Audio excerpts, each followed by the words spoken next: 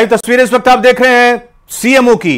मुख्यमंत्री भजनलाल शर्मा 9 नीतियों का लोकार्पण कर रहे हैं। राजस्थान सरकार की नवीन नीतियों का अनावरण, 9 नीतियां जिनका यहां अनावरण हो रहा है। मुख्यमंत्री भजनलाल शर्मा मौजूद, उप मुख्यमंत्री दिया कुमारी के साथ साथ उप मुख्यमंत्री डीसी बैरवा और साथ ही साथ आप देख सकते हैं मंत्री राज्यवर्धन राठौड़ और हीरालाल मंत्री भी इस दौरान मौजूद हैं। राजस्थान एमएसएमई नीति 2024, राजस्थान निर्यात संवर्धन नीति, पर्यटन इकाई नीति 2024 लागू हो गई। रोशन शर्मा इस वक्त और जानकारी के साथ जुड़ चुके हैं हमारे साथ, सीधा उन्हीं से बात करेंगे। ये 9 नीतियों का अनावरण रोशन बताएं एक एक करके।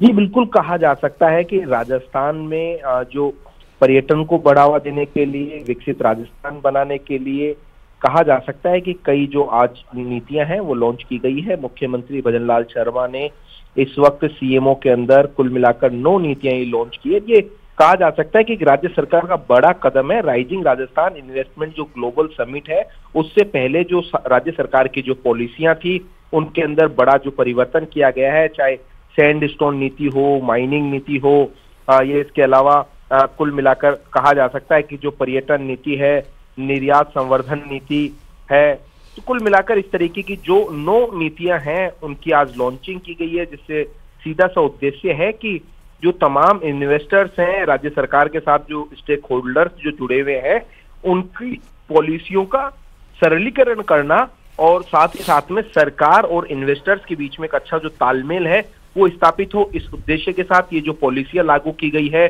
9, 10 और 11 दिसंबर को राइजिंग राजस्थान इन्वेस्टमेंट समिट होना है। तो ऐसे में कई स्टेक होल्डर से राज्य सरकार को ये सुझाव मिले थे।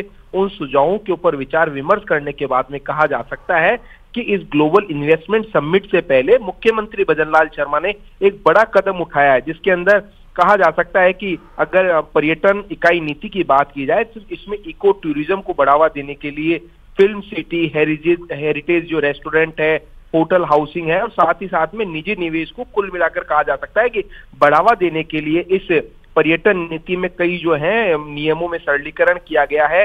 वहीं अगर बात की जाए राजस्थान में जो ऊर्जा नीति 2024 लॉन्च की गई है, जिसका सीधा सा उद्देश्य है कि राजस्थान में सौर ऊर्जा के क्षेत्र में अपार संभावनाएं हैं। इन अपार संभावनाओं को देखते हुए जो स्टेक होल्डर्स हैं उनके बीच में जो समझौते हुए हैं, एमओयू हुए हैं, उनमें सरलीकरण हो।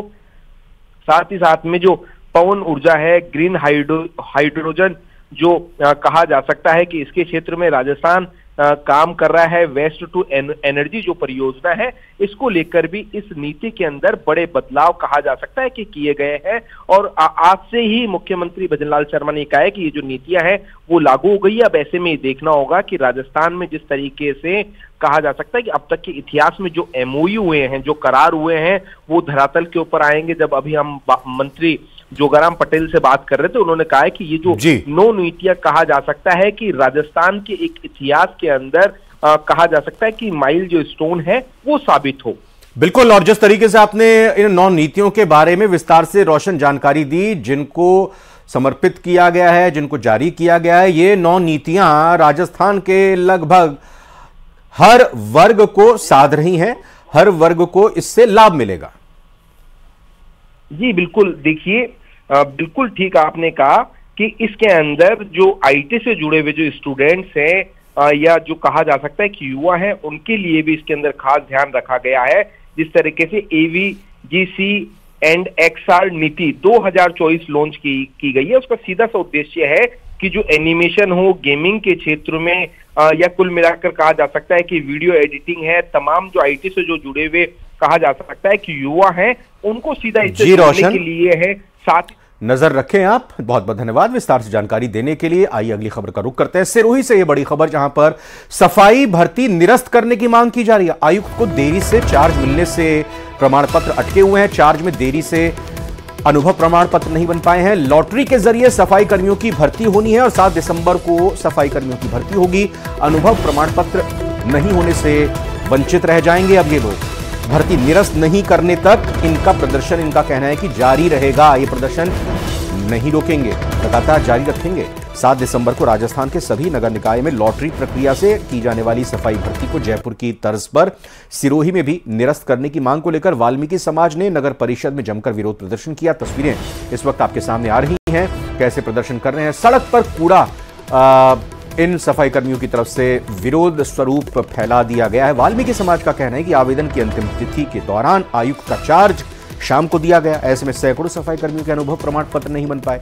ऐसे में इस भर्ती से सैकड़ों सफाई कर्मी वंचित रह जाएंगे। अगर इस सफाई भर्ती को निरस्त नहीं किया गया तो अनवरत यानी लगातार बिना रुके प्रदर्शन जारी रहेगा।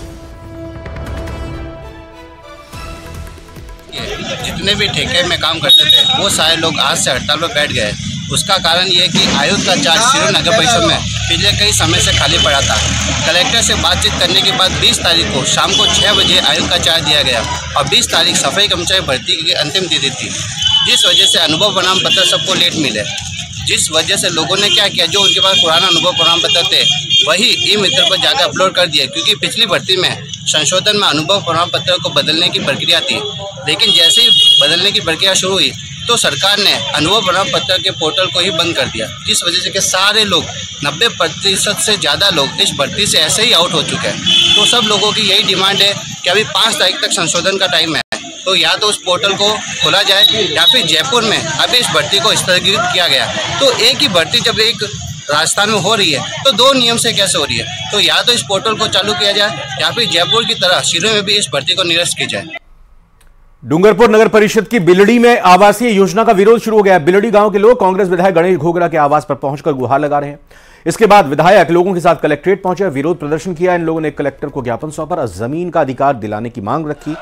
विधायक गणेश घोगरा ने कहा कि नगर परिषद गरीबों की जमीन हड़प कर पैसे वालों को दे रही है, जबकि गरीब बेघर हो रहा है। उन्होंने कहा कि नगर परिषद के आसपास के गांवों को पैराफेरी में शामिल करने का लंबे समय से विरोध कर रहे हैं। इन ग्रामीणों का विरोध उनके जमीनों का हक मिलने तक जारी रहेगा।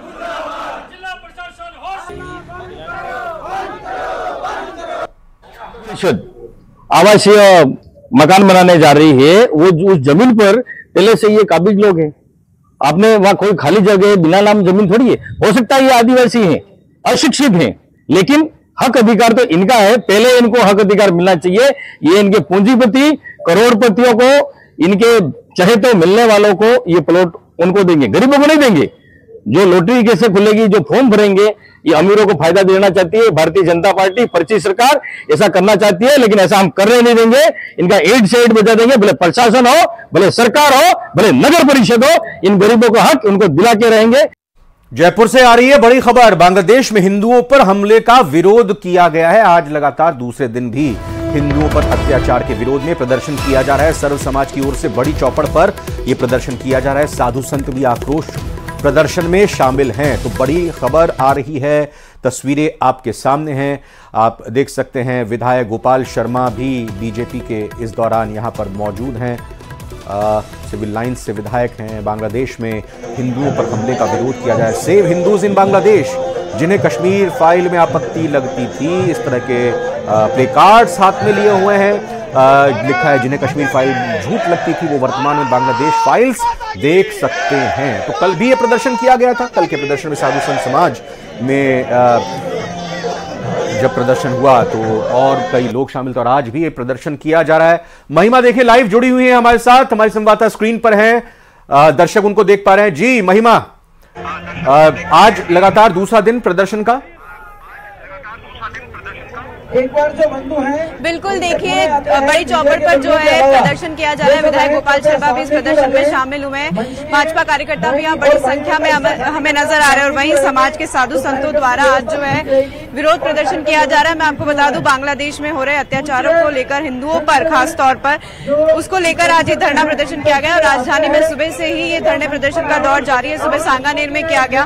विधायक गोपाल शर्मा मौजूद है, सर से जानना चाहेंगे। सर, धरना प्रदर्शन किया जा रहा है, बांग्लादेश में अत्याचार हो रहे हैं, धरना प्रदर्शन क्या कहना चाहिए? ये भारतीय जनता की एकता का प्रतीक है कि बांग्लादेश में जिसके निर्माण में भारत की बहुत बड़ी भूमिका रही, वहां पर इस्लामिक कट्टरता के कारण हिंदुओं पर जो अत्याचार हो रहा है हम लोग उसका विरोध करते हैं। हमारी सरकार जागरूक है और वो अपने हिसाब से कार्रवाई कर रही है।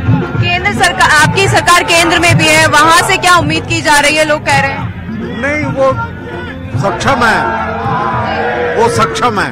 अगर अभी भी नहीं होता है अत्याचार कम, या बांग्लादेश में जो एट्रोसिटीज हो रही है वो कम नहीं होती है, तो क्या रूपरेखा रहने वाली है? देखिए, बांग्लादेश का महत्व क्या है? बांग्लादेश का महत्व सिर्फ इतना है कि वो देश के रूप में हमारे कारण मान्यता मिली हुई है। बांग्लादेश को सबसे पहले भारत ने मान्यता दी है। बांग्लादेश की कोई हैसियत नहीं है, खाली टेढ़ी आंख करने की जरूरत है। हम लोग उसी भाव को सामने ला रहे हैं। अभी शांतिपूर्ण प्रदर्शन किया जा रहा है। हाँ, ये तो बिल्कुल शांतिपूर्ण है। जैसे रामलला का मंदिर बना तो यहाँ भी लोगों ने भगवान की प्रार्थना की, उस तरह से। देखिए, यहाँ पर नारी शक्ति भी मौजूद है बड़ी संख्या में, उनसे जानना चाहेंगे। मैम, धरना प्रदर्शन किया जा रहा है, क्या कुछ कहना है? देखिए, बांग्लादेश में जो हिंदुओं के प्रति अत्याचार होता है उसके विरोध में हम लोग यहाँ आए हैं। उस विरोध को दर्ज कराने, एक दबाव बनाने के लिए भारत सरकार द्वारा कदम उठाए जा रहे हैं। लेकिन जब तक हमारे देश के हिंदू जागेंगे नहीं, विश्व में एक दबाव हम लोग बना करके वहाँ पर हो रहे जो हिंदुओं पे अत्याचार है वो पूरे विश्व के संज्ञान में लाना चाहते हैं, जिससे कि ये रुके। ये गलत काम जो हो रहा है वो रुकना चाहिए। नारी शक्ति किसमें ऐसे में कैसे आगे आई? देखिए, नारी शक्ति जागरूकता पिछले 10 सालों में कहूँ तो हमारे देश में बहुत आगे हम लोग बढ़े हैं, और उसी क्रम में आज नारी शक्ति हमारे बीच में है। और हम चाहते हैं कि वहाँ पर जो महिलाओं के साथ में अत्याचार किया जा रहा है, वहाँ पे बच्चियों के साथ में जो दुष्कर्म किया जा रहा है, उसकी रोकथाम हो। आज विश्व इस बात का संज्ञान ले कि जो गलत काम हो रहा है उसको रोकने के लिए पूरा विश्व एक साथ आए और हिंदुओं के साथ जो वहाँ पर गलत काम हो रहा है उसे रोके। क्या कहना चाहेंगे मैम, आज आप धरना प्रदर्शन में शामिल हुई है, कैसे देख रही है? जो बांग्लादेशियों का जो अत्याचार की सीमा, चरम सीमा पे पहुंच गया है, उसी को खत्म करने के लिए आज हम एकजुट होकर अपना विरोध प्रदर्शन करने के लिए यहाँ एकत्रित हुए हैं। देखिए, यहाँ पे बड़ी संख्या में हम देख सकते हैं कि नारी शक्ति भी मौजूद है। आम जन से भी हम बातचीत करने की कोशिश करेंगे कि आज वो यहाँ पर पहुंचे, किस तरीके की रूपरेखा है और क्या वो आगे करने जा रहे हैं। सर, आज आप धरना प्रदर्शन में शामिल हुए हैं, क्या? आज ये जो बांग्लादेश में हिंदुओं पर अत्याचार हो रहे हैं उसके खिलाफ ये प्रदर्शन किया जा रहा है। बांग्लादेश में जिन्होंने जो हिंदुओं को मारा है, अभी जी न्यूज में दिखाया था 2-3 दिन पहले कि वहां पर जिसका मर्डर कर दिया। जी बिल्कुल महिमा, नजर रखें, आप बातचीत जारी रखें।